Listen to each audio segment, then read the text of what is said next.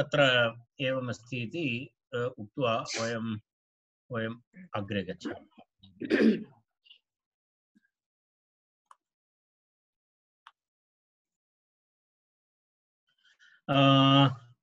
तर्हि अयं लाक्षणिकः शब्दः उपचारात् इति उक्तं।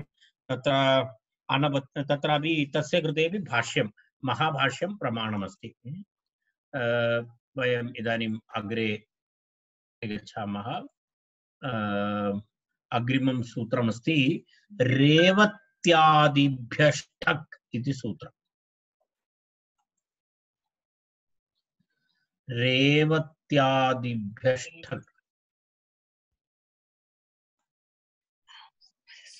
रेवत्यादिभ्यष्टक् इति सूत्रम्। रेवत्यादिगणः रेवत्यादिगणे पठित शब्देभ्यः किं भवति? ठक् प्रत्ययः भवति इत्यर्थः। ठक् प्रत्ययः कित् अस्ति तर्हि आदिवृद्धिः इति तु निश्चितम्। रेवत्यादिगणे ये शब्दाः पठिताः तस्मात् किं भवति? ठक् प्रत्ययः भवति। ठक् प्रत्ययः भवति चेत् वयं जानीमः एतत् पूर्वम् आगतमासीत् ठक् प्रत्ययस्य स्थाने इक इति आदेशः भवति। अग्रिमं सूत्रं पश्यतु। ठस्य इकः अङ्गात् परस्य ठस्य इक आदेशः भवति इत्यर्थः। रेवती, अश्वपाली, मणिपाली, द्वारपाली, वृकवञ्चिन्, वृकबन्धु, कृकग्राह, कर्णग्राह, कुक्कुटाक्ष, चामरग्राह इत्यादि एते शब्दाः रेवत्यादिगण शब्दाः। एतेभ्यः शब्देभ्यः इत्यर्थः। एतेभ्यः शब्देभ्यः ठक् प्रत्ययः, ठक् प्रत्ययस्य किं भवति? इक इति आदेशः भवति। इक इति आदेशः भवति। तदेव अङ्गात् परस्य ठस्य इति अर्थात् अङ्गात् परस्य ठस्य तत्र इकार इक इति आदेशः भवति। उदाहरणं रैवतिकः इति उदाहरणं। रैवतिकः रेवती, रेवत्याः अपत्यम्, रेवत्याः अपत्यम्, रेवत्याः अपत्यम् इत्यर्थे रेवती शब्दात् ठक् प्रत्ययः भवति। रेवती ठक्, रेवती शब्दात् ठक् प्रत्ययः भवति।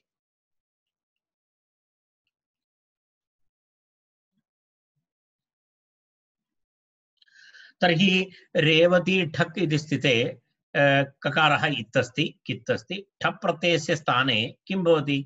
ठप् प्रत्ययस्य स्थाने इक आदेशः भवति। रेवती इक, रेवती इक। कित्तस्ति इति कृत्वा आदिवृद्धि रैवती इक, रैवती इक। यस्य इति च इति सूत्रेण रेवती शब्दस्य अन्तिम ईकारस्य लोपः। यस्य इति च इति अन्तिम ईकारस्य लोपः। तो रैवत ईक, रैवत ईक, रैवतीक इति रूपं भवति। रैवतीक।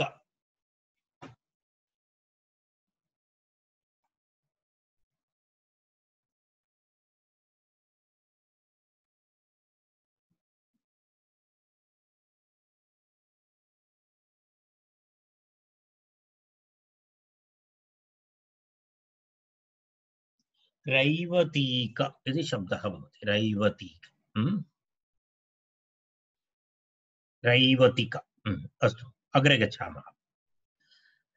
गोत्रस्त्रियाः कुत्सने न च इति अग्रिमं सूत्रं। किं सूत्रं?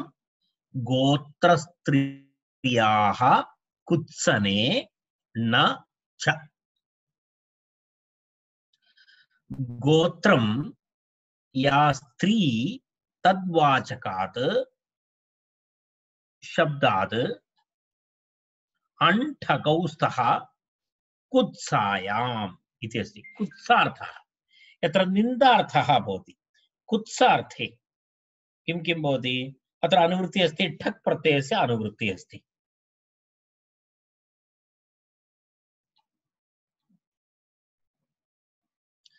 एतत् किञ्चित् भिन्नम् अस्ति।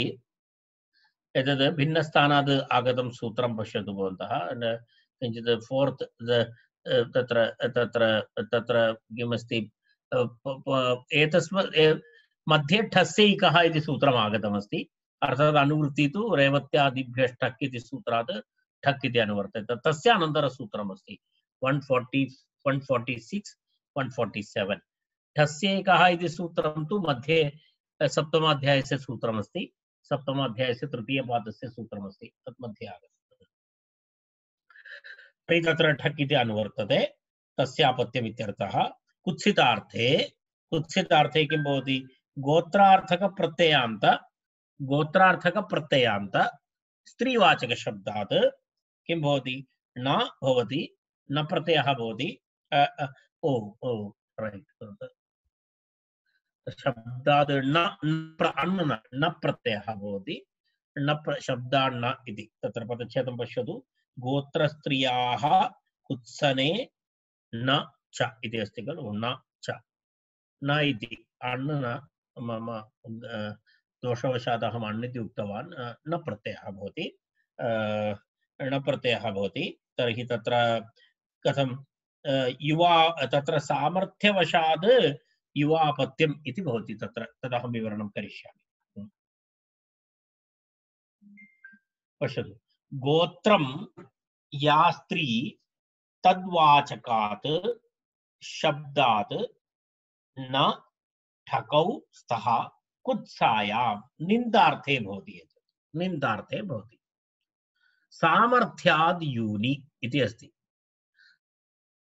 तर्हि गोत्रान्तशब्दः अस्ति, गोत्रप्रत्ययान्तः शब्दः।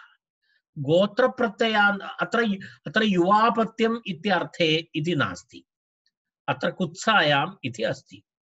परन्तु गोत्रशब्दात् पुनः गोत्रार्थे तु प्रत्ययः न भवति। कारणं तद् वयं पूर्वमेव दृष्टवन्तः। एको गोत्रे इति सूत्रं वयं स्मरामः।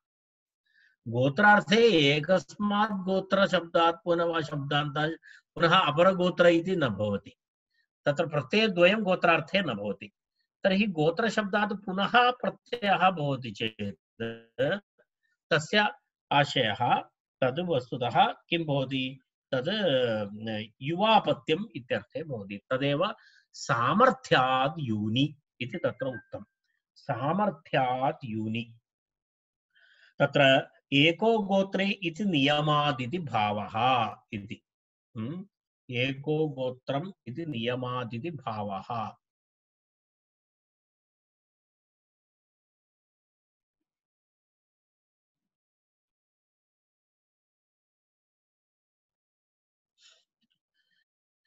मनोरमायां तथा पश्यन् अस्मि अहम्।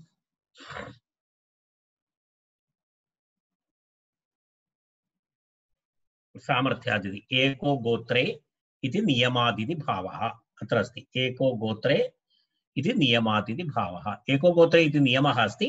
तेन कारणेन अयं प्रत्ययः कस्मिन् अर्थे भवति? यूनि, युवापत्यम् इत्यर्थे भवति इत्यर्थः। पश्यतु, गार्ग्याः अपत्यं, गार्गः अपि भवितुमर्हति, गार्गिको वा जाल्मः इति। गार्ग्यः इति शब्दः। गार्ग्यः, गर्गस्य गोत्रापत्यं गार्गः, गार्ग्यः। तस्य स्त्री गार्ग्या, गार्ग्या। तर्हि गार्ग्यायाः अपत्यं, गार्ग्यायाः अपत्यमस्ति। अनन्तरं गार्ग्यायाः अपत्यं वा गार्ग्यस्य अपत्यं तु गार्ग्यायणः तु भवति एव युवापत्यं, तद् वयं जानीमः। गार्ग्यायणः इति तु अस्ति एव, परन्तु अत्र भिन्नः अर्थः। अत्र कुत्सितार्थः, निन्दा, निन्दार्थे अस्ति। निन्दार्थे अस्ति इति कृत्वा भिन्नः शब्दः। तर्हि गार्ग्याः अपत्यं किं भवति? यदि ण प्रत्ययः भवति चेत् गार्गः इति भवति। पश्यतु कथं। गार्ग्य इति शब्दः, गार्ग्य इति शब्दात् न भवति। प्रक्रियाम् एकवारं पश्यतु। गर्गस्य गोत्रापत्यं कन्या, क्षम्यतां, गार्ग्य नास्ति, गार्गी इति अस्ति। गर्गस्य गोत्रापत्यं कन्या इत्यर्थे गार्गी इति शब्दः। गार्गी, कारण तत्र यत् यञ् तस्य लोपः भवति खलु स्त्रीलिङ्गे, स्त्रीलिङ्गे लोपः भवति इति पूर्वम् उक्तमासीत्। तर्हि एकनिमेष एक गोत्र गर्गस्य गोत्रापत्यं कन्या गार्गी, गर्गादिभ्यः इति यञ्, सत्यं सत्यं, गोत्रापत्यं स्त्री गार्गी, गर्गादिभ्यः इति यञ्, यञश्च इति ङीप्, यस्येति च इति अकारलोपः, हलस्तद्धितः इति यकारलोपः इति गार्ग्याः अपत्यं युवा इति विग्रहः। अतः मूलशब्दः गार्ग्यशब्दः स्वीकर्तव्यः।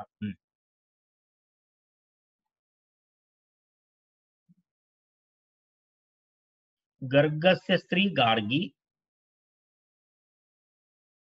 गर्गस्य गोत्रापत्यं कन्या गार्गी, गार्ग्याः अपत्यं युवा इत्यर्थे पश्यतु एकवारं।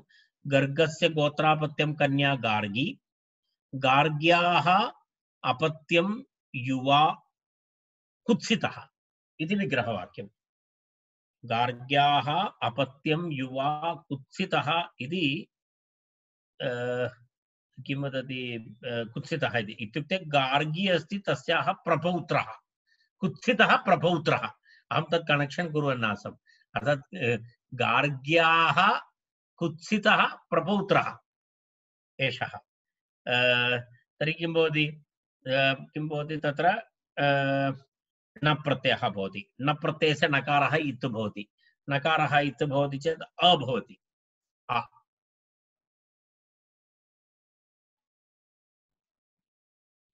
आ भवति। आ भवति चेत् पुनः गार्ग्य, गार्गी आ,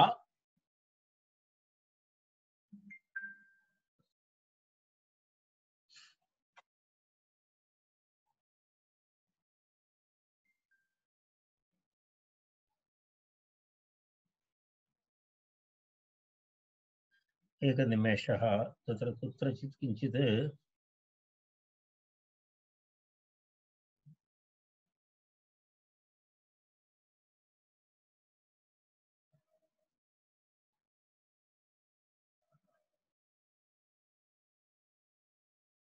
किं रूपम् अस्ति तत्र? एकनिमेष। गार्गः इति रूपमस्ति खलु। गर्ग्याः अपत्यं गार्गः।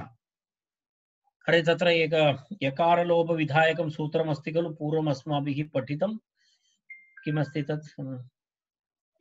भस्याढे तद्धिते से गार्ग्य हो जाएगा ना पुल्लिंग में। पुल्लिंग भावः भवति। एकनिमेष, लिंग भावः। एकनिमेषः। भस्य अठे, भस्य अठे, भसज्ञकस्य अठे ढ इतर प्रत्यये परे तद्धिते तस्य पुंवद्भावः भवति। राइट, तस्य पुंवद्भावः भवति। राइट, पुंवद्भावः भवति चेत् गार्गे इत्येव भवति। गार्गे इति भवति। स्त्रीलिङ्गे तु गार्गी भवति, परन्तु ठ इतर प्रत्ययः तस्मात् परे भवति चेत् विकल्पेन तत्र किं भवति?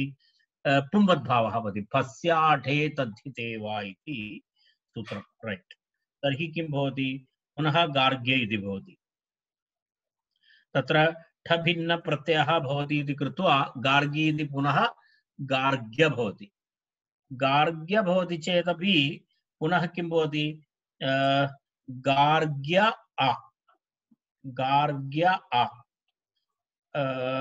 यस्येति च इति अकारलोपः। तर्हि गार्ग्य आ, गार्ग्य आ, ठीक है। गार्ग्य अपत्यं युवति तर्हि तत्र किं जातं? गार्ग्य गार्ग्य अभवत् न, यकारान्त शब्दः। अपत्यस्य च अरे तद्धिते तदेव अहं किं पूर्वम् एकसूत्रम् आगतं खलु, वयम् अनपत्ये किमस्ति तत्? अपत्यस्य च तद्धिते अनादि। तदेव तदेव सूत्रं मम स्मरणं। यकारलोपः विधीयते न तत्र, यकारलोपः। यकारस्य लोपः विधीयते तत्र। तद् अनपत्ये किं सूत्रम् अहम् इदानीं न स्मरामि। अपत्यस्य च तद्धिते अनादि। आम् आम् आम्, तदा तेन सूत्रेण तत्र यकारस्य लोपः। लोपः भवति। यकारस्य लोपः भवति चेत् गार्ग इति भवति। गार्ग गार्ग आ गार्ग। तद् आरम्भे वयं पठितवन्तः साधारणाधिकरणे इति वा, तत्र तद् अपत्याधिकारस्य आरम्भे एकं सूत्रं तत् पठितवन्तः। तेन यदा गार्ग्यशब्दः इत्यादिकं तत्र आगतः, भवन्तः अनन्तरं पश्यन्तु, तत् सूत्रमेव मम मुखे न आयाति स्म। तेन अहं किञ्चित् तदा तत् स्मर्तुं प्रयत्नं कुर्वन् आसम्। अस्तु,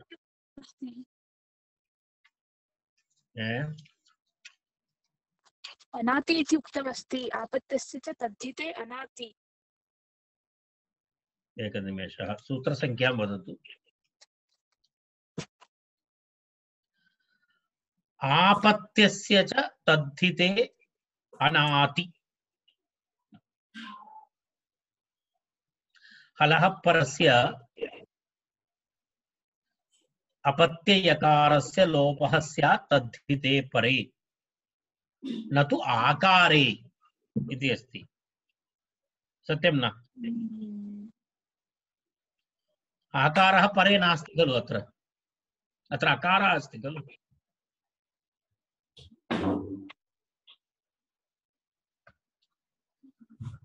आकारे परे इति अस्ति खलु अनाति इत्यस्य।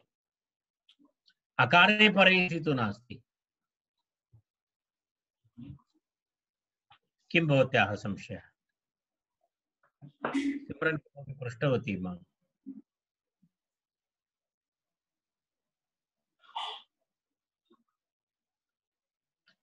किमपि वक्तुम् इच्छति भवती? हलस्तद्धितस्य इत्यनेनापि यकारस्य लोपः। किमिति? हलस्तद्धितस्य इत्यनेनापि यकारस्य लोपः। भवत्याः ध्वनिः सम्यक् न श्रूयते। हलस्तद्धितस्य इत्यनेन न भवति वा यकारलोपः? यस्य इति च इति अकारलोपः न भवति। आपत्यस्य इति सूत्रे दत्तमस्ति। अहम् एतावत् उपविश्य चिन्तयन् अस्मि, परन्तु तत्रैव स्पष्टं दत्तमस्ति। मम मूर्खता अस्ति। आपत्यस्य तत्रैव अस्ति भो। अहं केवलम् टेक्स्ट् न दृष्टवान्, अहम् अत्र उपविश्य चिन्तयन् अस्मि, परन्तु टेक्स्ट् मध्ये अस्ति तत्। फस्याठे इति पुंवद्भावात् गार्ग्यशब्दात् न ठगौ, यस्य इति च इति सूत्रेण तत्र लोपः, तदनन्तरम् आपत्यस्य इति यलोपः, तर्हि गार्गाः इति रूपं भवति। स्पष्टम्? षष्ठं गच्छति। अग्रे गच्छामः। गार्गिकः इति, तत्र ठस्य स्थाने इकादेशः भवति चेत् गार्गिकः इति भवति। गार्ग इक, तत्रापि एवमेव सेम् समानप्रक्रिया अस्ति। तत्रापि एतत् सर्वं भवति तत्र। अनन्तरं तत्र यकारलोपो, तर्हि एकवारं सर्वेषाम् एतदर्थम् अहं पुनः वदामि। तत्र गार्ग्यशब्दः तस्य स्त्रीत्वे गार्गी इति भवति, परन्तु यत्र पुनः तस्मात् परं पुनः प्रत्ययः भवति चेत् तत्र भस्याठे तद्धिते इति सूत्रेण किं भवति? गार्गी इति शब्दस्य पुंवद्भावः भवति। गार्गी शब्दस्य पुल्लिङ्गभावः भवति चेत् गार्ग्य इति भवति। गार्ग्य शब्दात् पुनः अकारः अस्ति, न अस्ति, न अस्ति इति कृत्वा नित्त अकारः। तर्हि गार्ग्य यस्य इति च इति सूत्रेण गार्ग्य शब्दस्य अन्तिम अकारस्य लोपः, गार्ग्य शब्दस्य अन्तिम अकारस्य लोपः। तर्हि गार्ग्य इति हलन्त य इति भवति, अ भवति। तस्य यकारस्य वयं पूर्वं यत् पठितवन्तः आपत्यस्य इति तत्पूर्वमेकं सूत्रं वयं पठितवन्तः तस्य तेन सूत्रेण किं भवति अत्र अन्तिम यकारस्य लोपः भवति तर्हि गार्ग अ गार्ग अ गार्ग इति रूपं भवति प्रातिपदिकं गार्गः गार्गः ततः सुप्रत्ययरुत्ते विसर्गे गार्गः इति रूपं भवति तर्हि गार्गः इत्युक्ते गार्ग्याः युवापत्यं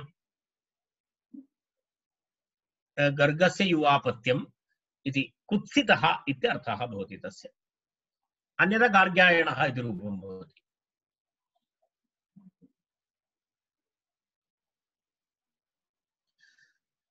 अनन्तरं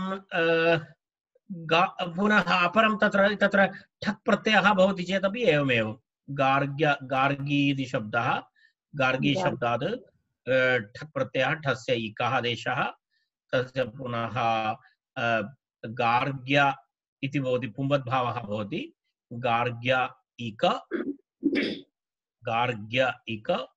यस्य च इति अकारलोपः गार्ग्य इक यकारस्य लोपः गार्ग इक गार्गिक तस्मात् सुप्रत्ययरुत्ते विसर्गे गार्गिकः इति रूपं भवति एवं रूपद्वयं गार्गः गार्गिको वा जाल्मः जाल्मः इति कुत्सितः इत्यर्थः कुत्सां दर्शयति अत्र पश्यतु वंशवाची निन्दा अस्ति अत्र वंशवाची निन्दा अस्ति तर्हि वंशवाची निन्दापि मातृवंशः अपि भवति पितृवंशः अपि भवति तर्हि अत्र प्रकृत उदाहरणे मातृवंशस्य निन्दां करोति तदेव तत्र गोत्र इति स्त्री प्रयोगः कृतः अर्थात् पुल्लिङ्गशब्दात् न भवति गार्ग्यशब्दात् नास्ति अत्र गार्गी इति शब्दस्य अस्ति तेन कारणेन तत्र व्याख्यायाम् एवमस्ति तत्र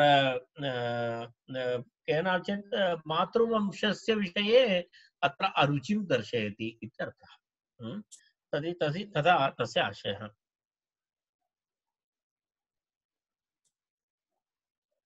अस्तु तावदेव तत्र वक्तव्यमस्ति इदानीम् अग्रिमसूत्रं वयं वृद्धा ठक् सौवीरेषु बहुलम् इति सूत्रमस्ति अहं पश्यामि इदानीं 7:30 अभवत्